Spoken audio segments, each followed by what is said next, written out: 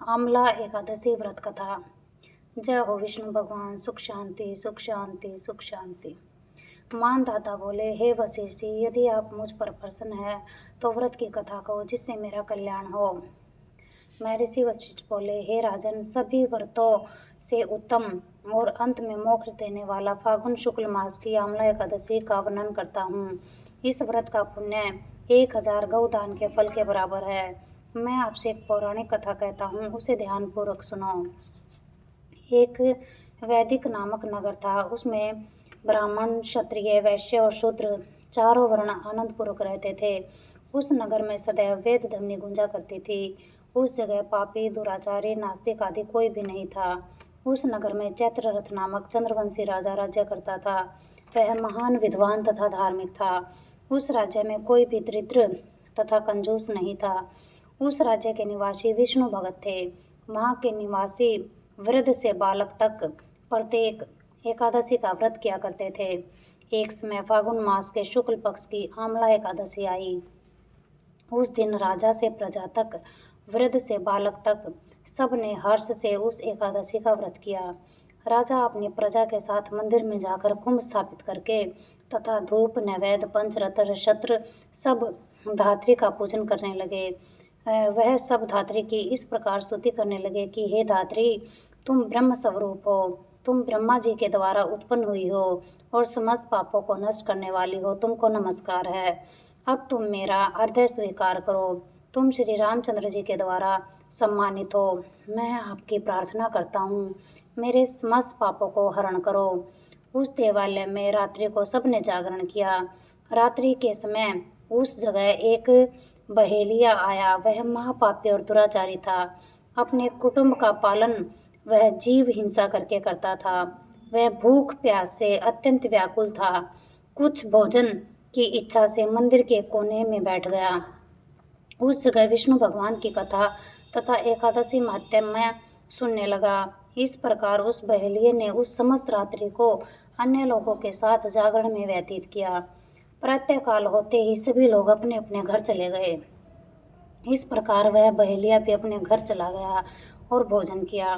कुछ समय बीतने के पश्चात उस बहेलिये की मृत्यु हो गई और उस आमल की एकादशी के व्रत और जागरण के प्रभाव से उसने एक राजा के यहाँ जन्म लिया। उसका नाम वसुरथ रखा गया। बड़ा होने पर वह चतुरंगिणी सेना सहित तथा धन धान्य से युक्त होकर 10 सहस्त्र ग्रामों का पालन करने लगा। वह तेज से सूर्य के समान, कांति में चंद्रमा के समान, वीरता में विष्णु भगवान के समान तथा क्षमा में पृथ्वी के समान था। वह अत्यंत धार्मिक, सत्यवादी, कर्मवीर और विष्णु भगत था। दान देना उसका नित्य का कर्तव्य था। एक दिन वह राजा शिकार खेलने के लिए गया।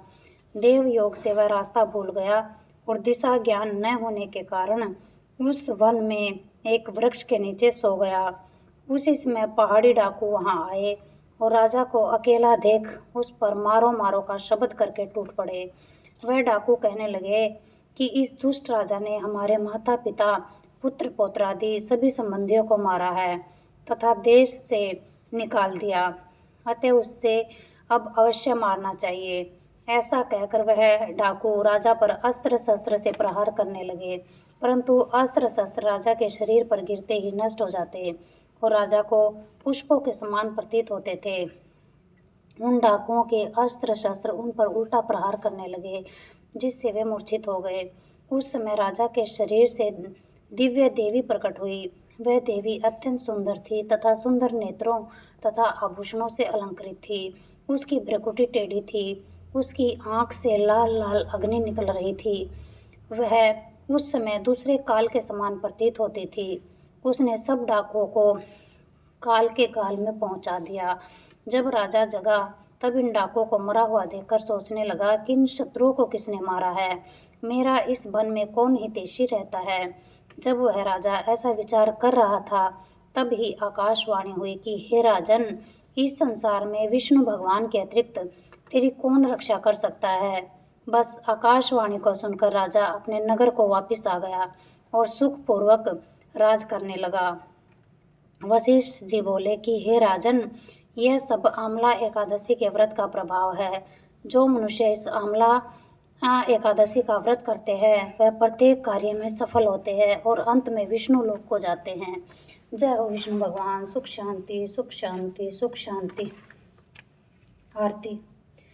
ओम जय जगदीश हरे स्वामी जय जगदीश हरे। भक्त जनों के संकट दास जनों के संकट क्षण में दूर करे। ओम जय जगदीश हरे। जो ध्यावे फल पावे दुख बिन से मन का। स्वामी दुख बिन से मन का। सुख संपत्ति घर आवे धन दौलत घर आवे कष्ट मिटे तन का। ओम जय जगदीश हरे। मात पिता तुम मेरे शरण पड़ू मैं किसकी। स्वामी शरण पड़ू मैं किसकी। तुम बिन और न दूजा प्रभु बिन और न कोई। आस करूँ मैं जिसकी। ओम जय जगदीश हरे। तुम पूर्ण परमात्मा तुम अंतर्यामी। स्वामी तुम अंतर्यामी। पार ब्रह्म परमेश्वर जगत पिता परमेश्वर तुम सबके स्वामी। ओम जय जगदीश हरे। तुम करुणा के सागर तुम पालन करता। स्वामी तुम रक्षा करता। मैं सेवक तुम स्वामी मैं मूर्ख कल कामी। कृपा करो बरता। ओम जय जगदीश हरे। तुम हो एक अगोचर सबके प्राणपति। स्वामी सबके प्राणपति। किस विध मिलूं दया में कैसे आऊं शरण में। तुमको मैं कुमति। ओम जय जगदीश हरे। दीन बंधु दुख हरता ठाकुर तुम मेरे। प्रभु सेवक हम तेरे। अपने हाथ उठाओ दया करो शरण लगाओ। द्वार पड़ू मैं तेरे। ओम जय जगदीश हरे। विषय विकार मिटाओ पाप हरो देवा। स्वामी कष्ट हरो देवा। श्रद्धा भक्ति बढ़ाओ श्रद्धा प्रेम बढ़ाओ संतन की सेवा। ओम जय जगदीश हरे। तन मन धन सब कुछ है तेरा। स्वामी सब कुछ है तेरा। तेरा तुझको अर्पण प्रभु जी का प्रभु को समर्पण क्या लागे मेरा। ओम जय जगदीश हरे। श्याम सुंदर जी की आरती जो कोई जन गावे। स्वामी प्रेम सहित गावे। कहत शिवानंद स्वामी भजो हरि हर स्वामी मन वांछित फल पावे। ओम जय जगदीश हरे। ओम जय जगदीश हरे। स्वामी जय जगदीश हरे। भक्त जनों के संकट दास जनों के संकट क्षण में दूर करे। ओम जय जगदीश हरे। जय हो विष्णु भगवान। सुख शांति सुख शांति सुख शांति।